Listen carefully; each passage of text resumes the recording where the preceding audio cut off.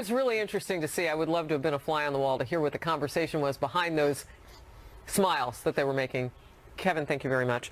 All right, so this was really, Mo, a moment, as I said, for the history books, but for all around the world, no matter what the narrative is going on here on the U.S. soil, this was a driver today. Yeah, it was an important moment for the president. I don't think anyone can deny that. And it's not a unique moment in the sense that every American president of the last several presidents have been calling on NATO members to pay their fair share. This was probably more directly than anyone has done that in the past. We'll see if it's successful or not. All right, so ISIS and the coalition, a coup for the president if he gets it today. Yeah, I think it's a look. Having more partners involved in the fight against ISIS is absolutely important. It's absolutely critical. What's interesting to me about this entire trip, particularly the European swing, is a lot of our European allies don't trust this administration. I'm glad the president is actually calling on NATO members to pay their fair share, just as I'm glad President Obama did as well. However,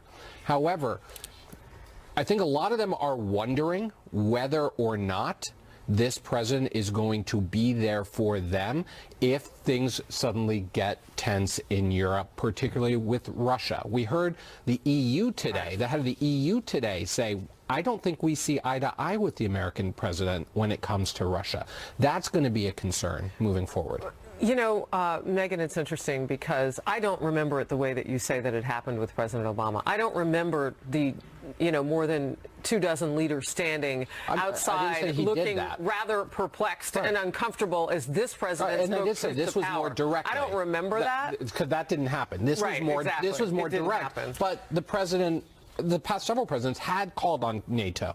They didn't do it as directly as this. So let's see if the directness does. We'll see. Megan? I just don't think it's fair to say Europe doesn't trust us right now. This administration is in its absolute infancy. This is the first trip overseas that our president has made to Europe. Like many things with President Trump, he campaigned with a certain rhetoric, and he actually seems to be governing, a lot more moderately. I think it's incredibly fair to say, NATO, you have to pay off. If you're talking about Greece and Estonia, by the way, not exactly nations with robust economies that are helping bankroll NATO, then it's more than fair for him to do this. Where he got off base was when I think he was calling NATO obsolete. I don't think that's a fair thing to say. I think he's come to realize here meeting with these people that softened it. Yes, how important. Police have arrested the alleged bomber's father and 2 brothers. And we've learned new information about where the killer traveled in the days and weeks before Monday's massacre. We will bring you all of the news on it in moments. And fresh ammunition for both sides of the political aisle. Mo, can't wait to get your take. The Congressional Budget Office released its report on the Republican health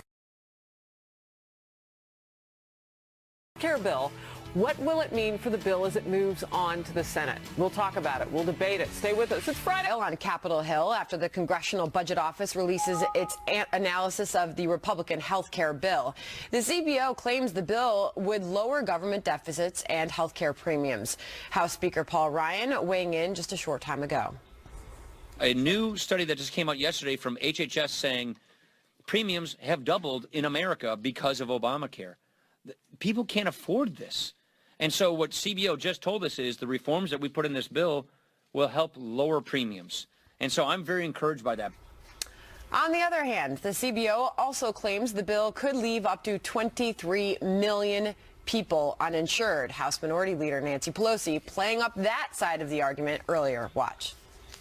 Yesterday, the CBO confirmed what we all knew, but they made clear that many Americans with pre-existing conditions would face soaring costs and frightening limits on the care they need. Some people with pre-existing conditions, many of them would no longer be able to afford coverage of any kind. Of course, Mo, the argument about the CBOs, they haven't exactly gotten it right in the past, so why are they putting so much emphasis on this analysis? Well, it's still the benchmark. It's still the important nonpartisan analysis, right? This is a political powder keg for Republicans right now. You've got the Republicans in the Senate saying, yeah, dead on arrival. We're not even looking at the House bill. We're going to start from scratch. And Mitch McConnell, who yesterday came out and said, I'm not sure we can get to 50 on health care. We want to get to tax reform. You've got Republican members remember, this thing only passed by 1 or 2 votes in the House. So you got a lot of members there who are freaking out over the fact that not just the 23 million number, but premiums going up for older Americans and likely for people with pre-existing conditions in huge chunks of the country, right? We can sit there and have this argument, but remember this plan is incredibly unpopular right now. And okay, but you just said it's going to look completely different when it gets to the Senate. But this is the argument, this is the political argument we're having right now. If the Senate can't pass anything, which it's saying it might not be able to do, this is what we're going to be debating. Let's not jump to that conclusion. Trish, your thoughts? Can I just point out something? The current system is not working. Health insurers are not providing the insurance. And the reason is it makes no economic sense. Okay, in this particular case, I know that we're hearing from Nancy Pelosi and company, okay, it's going to cost the elderly more. Well, guess what? I'm sorry, it costs more to insure an older person than it does a 22-year-old. That's just the reality of it. And the insurance companies, they can't burden that cost. And by the way, they won't. They've made it clear over and over again by getting out of these states and getting out of the business, they're not going to do it. So you have to come up with something that makes economic sense. All right, you said something, and I want to go back. You said Obamacare numbers are going up. What are you talking about? I'm sorry, I'm talking about the polling numbers. Right? I'm talking about in the public opinion polls. The Fox News poll that just came out the other day showed that it had people flipped. always adhere to what is there rather than No, it's because people are scared we're going to mess out the rollout. And I will give you that right now it is very messy. And it started out messy. Paul Ryan and the Freedom Caucus managed to screw this up so royally.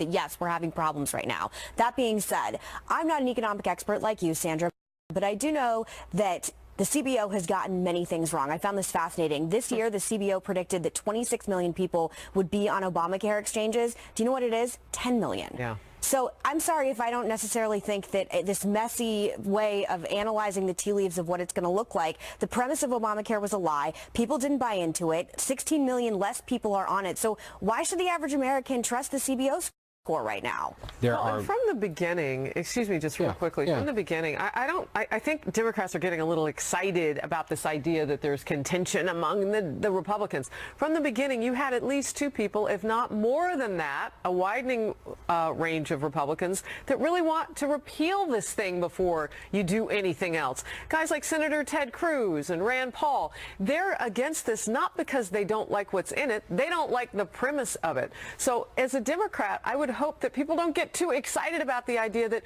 there's still room for them to repeal this and to get a whole lot of Republicans on board because they don't want any of it. That won't happen either. But you're 100% right, though, that there are people like Rand Paul and Mike Lee who just want this repealed and don't care about the replacement in the same way. But we have a paradigm shift that Obama successfully did. He told the American people and has convinced them that health care is a right given to you by the government. So right now, trying to take away, it's the great conundrum we're in right now, trying to take away insurance from people that have already had it. Well, you're talking about, Mo, the hysteria that's going on in town halls across the country is because we haven't given them a good enough example of what we're going to replace it with. And that's bad politics on their part. If the Republican Party moves to repeal without replace, that's going to get so much But Rand Paul has told me personally, that's not It doesn't. It's not just Rand Paul's party.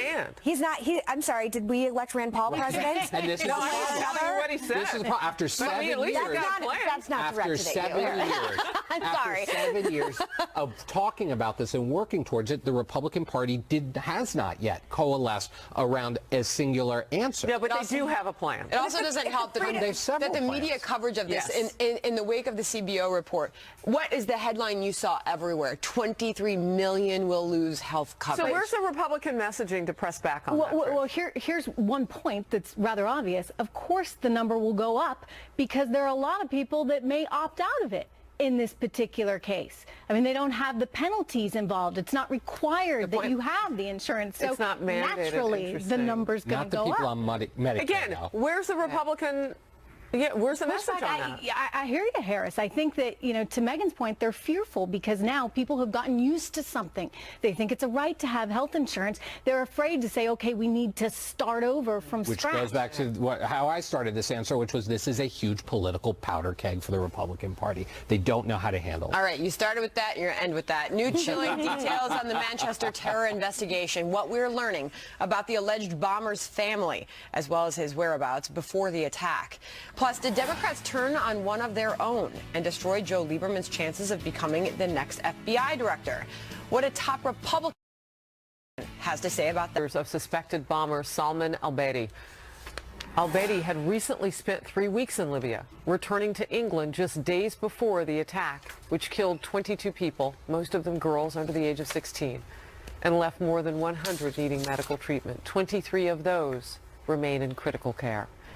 Senior Foreign Affairs correspondent Greg Palcott is live in Manchester, England. Greg?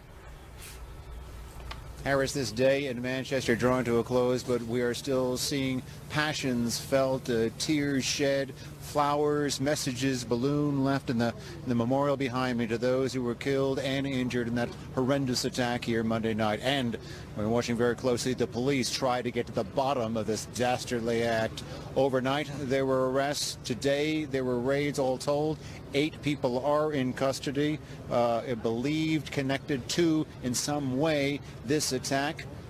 We, in fact, have one official telling us that they think that they are getting to the bottom of the support network behind this vicious bombing. Now detained in Libya, the father and the brother of the attacker, Salman al-Beidi. They have associations with ISIS and al-Qaeda, but it's not clear how close they are. The attacker actually spent time immediately before his attack in Libya. And there are connections being looked at between him and terror figures in Germany, in France, and in Belgium. This has chilling images of the attacker surface on surveillance video at a shopping mall just a couple blocks from the attack site, just a couple days before that attack was made. And as a furor is breaking out about the leak of that information and other information coming from this investigation, British officials say that they are cutting off information to their counterparts in the U.S. and until this is straightened out. Take a listen to what the mayor of Manchester had to tell us today.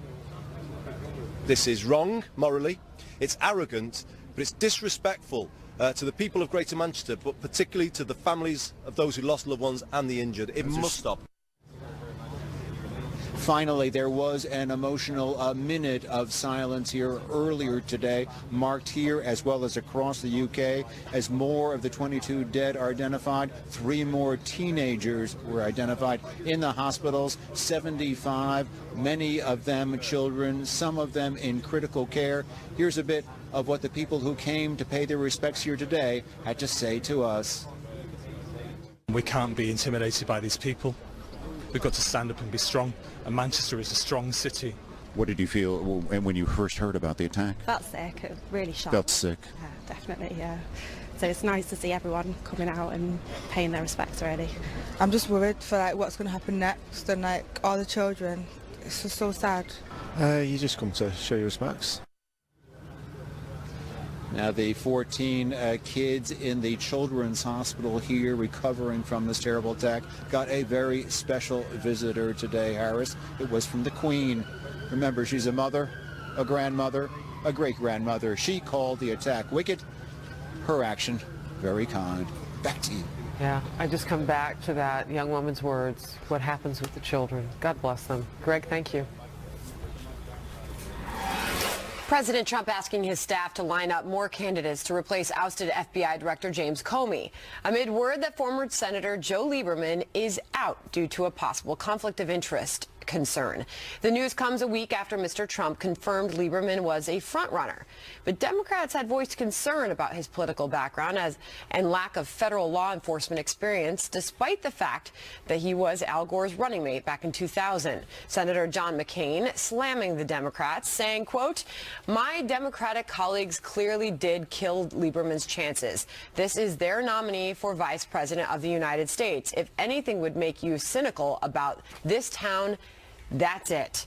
So, Mo, how do you explain that one? I had the same problem with Joe Lieberman that I had when John Cornyn's name was being floated or Trey Gowdy's name was being floated. Given where we are right now and the heightened sensitivities we have to the role of the FBI, having someone who was not political, I don't care what party, Democrat, Republican, Independent, having someone who was not a politician, having someone who was a professional law enforcement official without political affiliations or baggage, I thought was the more prudent way to go. All right, so let's talk names here because Attorney General Jeff Sessions has been interviewing candidates. We've talked about many of them on the couch here, Megan. Fran Townsend, you have shown support for. FBI Director Andrew McCabe, the acting FBI Director, I should say, and former Congressman FBI Special Agent Mike Rogers. Any particular name that you want to throw out there? Well, you know, I love Fran Townsend, and I like the idea of having a really tough woman heading the FBI who is a very well-respected prosecutor, worked in counterterrorism in the Bush administration. Maybe it's too political for Democrats, but it is a really sad day for me when people like Chuck Schumer and Al Franken are so deeply politicizing this, when a decent human like Joe Lieberman, who, by the way, helped co-found the No Labels organization, that's how deeply independent he is. He doesn't consider himself a Democrat or a Republican anymore, who is of sound moral character, which that should really trump politics at this point. And it was so surprising to me how vilified he became. And I don't know you, Mo, but please don't sit here and act like if Elizabeth Warren or Bernie Sanders had been nominated to be the head of the FBI, Democrats wouldn't be applauding in the street. Everything is political. The fact that they came after Joe Lieberman so hard was innately political, and I don't know what's ever going to satisfy Democrats I can tell you, at all. I would have been against Bernie Sanders or Elizabeth Warren. Well, your party didn't like Bernie Sanders. Look what they did to him. But if it had been anyone who had served as a political figure, we are in a place right now where it is. I think there are a lot of people who come from the ranks of law enforcement who are career prosecutors, career law enforcement officials who can step into that role. Okay, but so you're not stating any specific names, right. But the concern right now, Trish, is that Democrats are going to step in the way of just about any decision that is made by this administration. Right, because they just want to resist. But the one thing that, I agree with you. I think Joe Lieberman is a fantastic guy, and he's proven that he can work with both sides historically. But the one issue that I think that nobody's bringing up, but is really kind of a conflict of interest, is that Joe Lieberman is a partner in the law firm with the guy who's representing Trump. Personally. So Trump's lawyer, basically has Lieberman on the payroll. So to me, that's far more of an issue. I'd like to think Joe Lieberman can rise above that, et cetera, and I think he could. The problem is perception, right? This perception of having a conflict. And so the Democrats aren't hitting him on that. They're hitting him on all this other stuff. They're not going to hit him on the facts. But they're going to go after the emotional politics. Democrats have talked about that too. Let's be clear. Democrats have talked about that too, and I do think that is a serious point. And Democrats didn't do that. But wait, Mo, before we go, would you have a problem with Andrew McCabe becoming the head of the... Look, I'm not going to judge the actual career people, right? Mike Rogers, Fran Townsend. Anyone who has been No, but is Fran Townsend automatically not allowed to become this because she had experience in the Bush administration, by the way, trying to keep this country safe from terrorists? Like, that's automatically off the table. This is the hypocrisy in it. And I don't think it's being hypocritical to say elected officials. She is a former prosecutor. I didn't object to her. No one is going to be good enough for Al Franken or Chuck Schumer. Maybe it's good enough for you, but for the people leading the party right now, it's not going to be good enough for them unless it's an extreme socialist. Point taken. That's unfair. There is a broader argument to be made there. Completely unfair. Completely fair. As the midterms approach, Democrats still seem to be struggling for unity between the establishment and the progressive Bernie Sanders wing. They're also way behind the GOP in terms of fundraising. How can the Dems get back on track? And is DNC chair Tom Perez helping or hurting his party with his profanity-laced speeches? Those Republican leaders and President Trump don't give a about the people they were trying to hurt. That's what I say.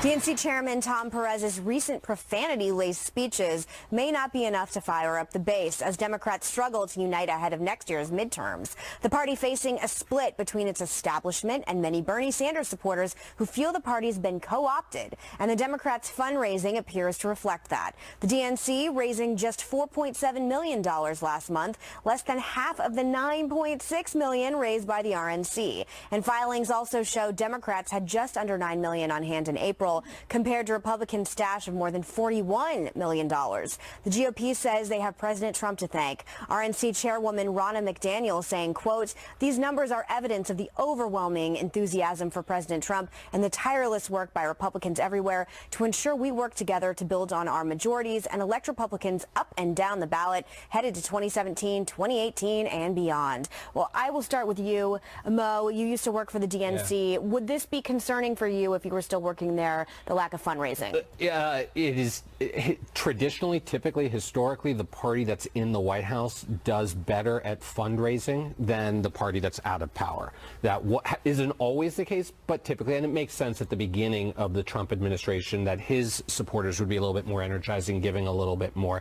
Remember, the DNC was in really, really bad shape heading into and coming out of this election. It had been decimated, and I'm not just talking about the WikiLeaks stuff, right? What about the scandals? Like, you know, the push against Bernie Sanders, and then which I think Wasserman Schultz gets replaced. I think and then some of that was overblown, some of it was not. But here's and then she gets replaced. But there was a much bigger challenge at the DNC, and that was the infrastructure there had been decimated. There was no field program. Okay, fine. So let's look at Tom Perez. Now Tom Perez and the new leadership has to turn that around. How's he doing? Right? I think he is beginning the stuff that's not in the news, right? Not the rallies, the profanity laced. Yeah. I mean, I could do without that. I'm not the target. I'm fine with it. Who is the target? But he's firing up the base. I think he can do that without. But that's so unimportant in the grand scheme of what his job is as DNC chair. His job is to build an infrastructure that can help Democratic candidates up and down the ticket, just as Romney McDaniel's job is at the RNC. Can I ask you a question, though? Dave Ignatius has an article in the Post today that's talking about how this upcoming midterm election for Democrats is the impeachment election, meaning that the only way he's sort of going to Democrats are going to rabble-rouse their base is by bringing up the fact that they're going to try and impeach President Trump no matter what happens, even if he has committed any crime or not. This is all just about impeachment. Do you agree with him? No, I don't agree with that at all. And I think people that are immediately rushing to impeachment at this point are missing huge opportunities. I say this as a Democrat. Have you talked to Maxine Waters? Did you call her and let her know you feel that way? No, I don't have her on my speed dial. But look, you might want to tell her.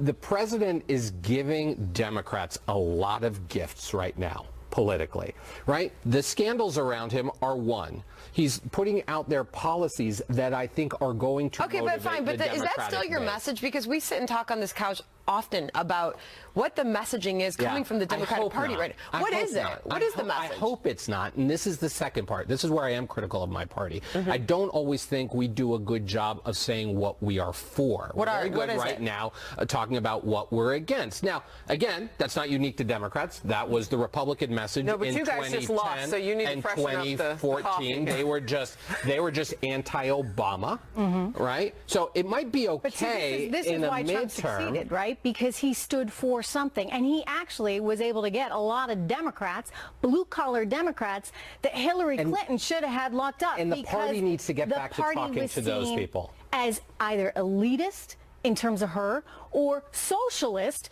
in terms of Bernie Sanders. So what is it? How do you go back to that middle class base? I always say to my Democratic friends, it's kind of like the Republican message on Obamacare. We need to have repeal and replace. It's okay to be anti-Trump. Right? That's part of the Democratic Party's message. It is to be anti-Trump, but it has to, what are we going to replace him with? And I don't think we have articulated that as clearly as it's there. Well, what are you for? I mean, you said it yourself. You're not saying we're not articulating I hope it's Elizabeth Warren and Bernie Sanders so we have a blowout in 2020. We have to move on, though, Mo. Okay, former President Obama making a high-profile appearance with German Chancellor Angela Merkel at an event in Berlin, where he also took a veiled swipe at some of our President Trump's policies while the president is in Europe meeting with America's allies. So is President Obama trying to upstage the successor? We're going to debate next.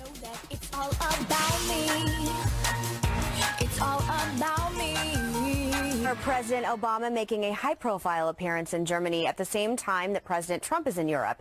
Mr. Obama speaking with German Chancellor Angela Merkel during an event in Berlin. While he didn't mention President Trump by name, some of his remarks appear to be a veiled swipe at his successor's policies, including the push to repeal Obamacare. Watch. My hope was that I was able to get 100% of people health care while I was president. We didn't quite achieve that, but we were able to get 20 million people health care who didn't have it before. Obviously, some of the progress that we made is now imperiled because there's still a significant debate taking place in the United States. Obama also talked immigration and providing aid to those in other countries. Watch. In the eyes of God, a child on the other side of the border is no less worthy of love and compassion than my own child. In this new world that we live in, we can't isolate ourselves. We can't hide behind a wall. Hi, Mo. I want to play a little game of devil's advocate with you. Pretend that when Obama was first elected president, President Bush was over in Europe at the same time that President Obama had made his first trip, taking veiled hits at his policies. How would you have reacted? Yeah, I wouldn't have loved that, right?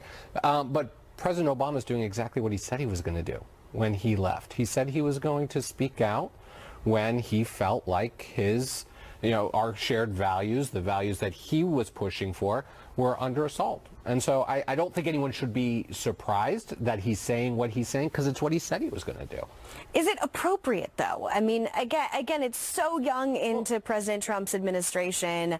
I don't love it, obviously. Well, typically you don't have members of Congress who would ever do this. And, it's not like it's a law or anything. It's just, it's protocol. It's traditional. And the last sitting president, it's distasteful is what it is. Look, I don't know that I would agree that you don't typically have members of Congress or other people doing this. I mean, we did see Republican members of Congress constantly trying to undermine President Obama, both here and overseas, with some of their trips and some of their conversations. And look, I will, there's no love lost between Presidents Obama and President Trump. Remember, President Trump spent 5 years questioning the legitimacy of President Obama and his birthplace. So he wasn't president, I think though. it reflects that, but that does not mean that it was, that it was any better, right? I mean, but show some class. I mean, you were president of the United States, for goodness sakes, and now there's a new president, and he's working hard to do what he can to secure this country. And you're up there saying, this is not what we need. This is not the direction we should go in. Well, guess what? Your direction did not work. We have ISIS thanks to the direction of President Obama. I don't think you can blame President Obama for the creation of ISIS. I'm going to vehemently disagree with that. I don't think that is a fair assessment, and I think this president took strong steps to go after terrorism. I think it's pretty fair to say that the isolationist policies that we pursued for the last 8 years were not the policies we should have pursued. I think that, yes, we were very isolationist. This idea that somehow the world could take care of itself was a departure from what we previously historically had always been. And at the time, given what we had gone through with Iraq, a lot of people felt like, okay, maybe that is the right thing to do. What we have realized is it wasn't. It simply wasn't. And President Obama is sticking to that old ideology. Would you at least concede that a lot less children would have been gassed in Syria had we not been isolationist? I'm as critical of the Syria policy as I think a lot of people are. I think that was probably my one big regret of the Obama years was the way we handled Syria. But I don't think I would call the United States isolationist during the Obama years. I think the United States was very engaged. The idea was we're not going to control the world. We're not going to be, we completely backtracked from what we saying we're not going to control the been. world does not mean we're isolationist. The United States. But Mo, it would have been nice to have the former president simply say, I want the best for America, I want the best for this president, and have that moment where he shows that class. We could clearly talk about this all day, but we got to go. More Outnumbered. We'll be right back.